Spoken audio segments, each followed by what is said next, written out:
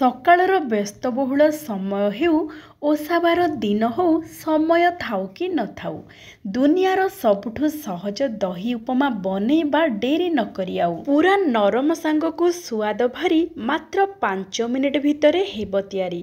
ଦର୍ଶକ ବନ୍ଧୁ ସମସ୍ତଙ୍କୁ କରୁଛି ମୁଁ ପ୍ରଣିପାତ। ମା ଗେଲୁ ହାଣ୍ଡିଶାଳକୁ ଆପଣମାନଙ୍କୁ ବହୁତ ବହୁତ ସ୍ୱାଗତ। ସବୁଠୁ ସହଜ पूरापूरी नरम दही उपमा आसंतु करिबा प्रस्तुत। दर्शक बंधु आपण माने उपमा विभिन्न प्रकार प्रस्तुत करिथिबे, पनीपरिबा देकी मध्य प्रस्तुत करिथिबे। थरे एमिति दही उपमा प्रस्तुत करंतु, स्वादटा बहुत बढ़िया लागिबो। आ प्रस्तुति प्रणाली अति सहज, मात्र 5 मिनिट समय भितर प्रस्तुत हो जिवो। तेबे आसंतु आजिर प्रस्तुति आरंभ करिबा। एठी आमे गोटे गिन्नारे गिने नबा बसा दही। जेहेतु दही उपमा आमे एथिरे दहीर व्यवहार अधिक परिमाण रे करिबा, जहा फଳରେ कि स्वादटा बहुत बढ़िया रहिबो। आउ दही बिल्कुल खट्टा दही नेबेनी, ताजा दही नेबे, बेसी स्वादिया लागिबो। दही रे आमे देई देबा किछि कटा धनिया पत्र, स्वाद अनुसार लूण, ता सहित आमे अदा और कंचा लंका कोरिकी नै जिबा। आपण माने चाहिए अदा और कंचा लंका को छेचिकी मध्य नहीं पारंती। एठी आपण माने चाहिए आंब कसिया अदा भी नहीं पारिबे, बढ़िया वासना आसीबो।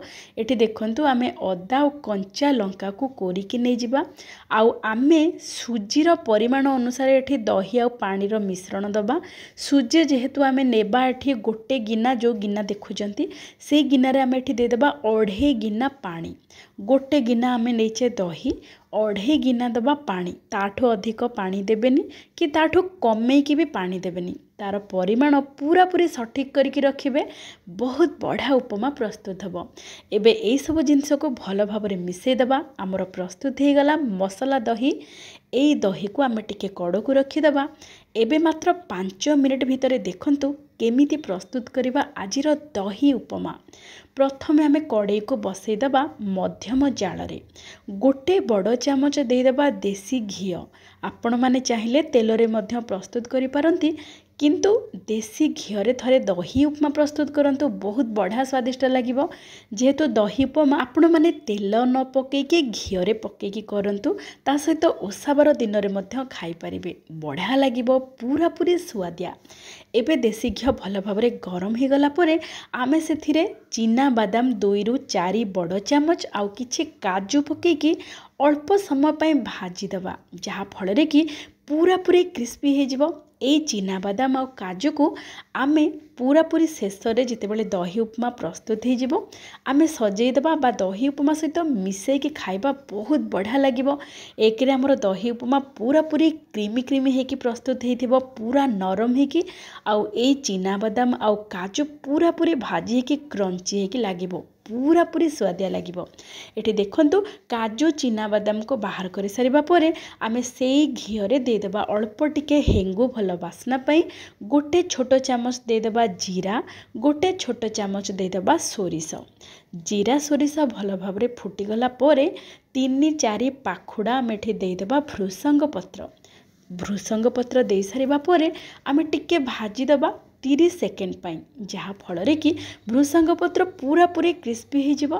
तापरे आमे दबा गोटे छोट चामच बुट डाली, गोटे छोट चामच बिरी डाली। बिरी डाली बुट डाली को 30 सेकेंड पाई भाजी दबा। भल भाबरे भाजी गला परे आमे एठी पकेबा सुजी। आमे जो गिना रे देखंतु पानी नैथिले सेई गिना रे आमे सुजीर व्यवहार करिबा। जेहेतु आमे 2.5 गिना पानी सहित गोटे गिना दही को मिसई की रखिचे, गोटे गिना सुजी एठी देकी आमे भाजी दबा।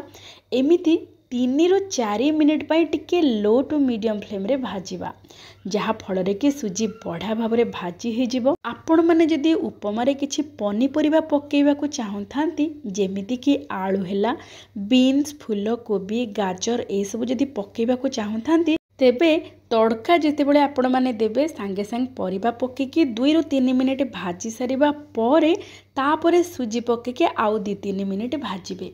किंतु आमे जेहेतु मात्र 5 मिनिट भितर प्रस्तुत करुचे आमे परिबा न पकेकी सुजी को एमिति 3-4 मिनिट भाजी सारिबा परे आमे जो दही रे सब पानी धनिया पत्र ए सब मसला देके आमे प्रस्तुत करके रखिथिले से दही को एठी ढाली देबा। मसला दही को देकी ताको भल भाबरे गोळेई देबा। टिके मीडियम फ्लेम कर देबा। जेते बेले देखिबे सुजी भल भाबरे सुखिला सुखिला ही जिवो सेते बेले गैस रो फ्लेम को ऑफ कर देबे।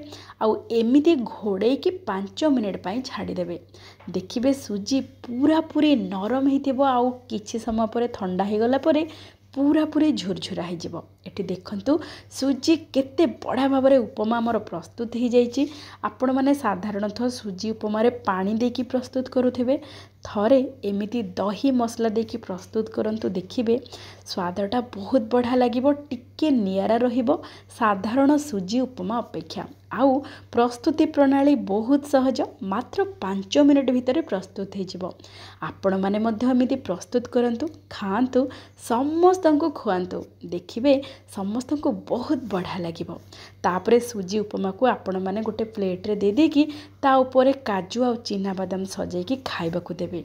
समस्ते खाइकी बहुत खुशी हे जिबे। आपण माने ओसाबार दिन रे मध्य खाई परिबे। आगो को आसुची दशहरा आपण माने नवरात्रि रे मध्य एमिति प्रस्तुत करके खांतु समस्तंको खुआंतु। आजिर प्रस्तुति आपण मानको केमिति लागिला विनम्रतार सहित अनुरोध निश्चय जणेबे। तेबे आजि पई एतिकी। जय जय जगन्नाथ।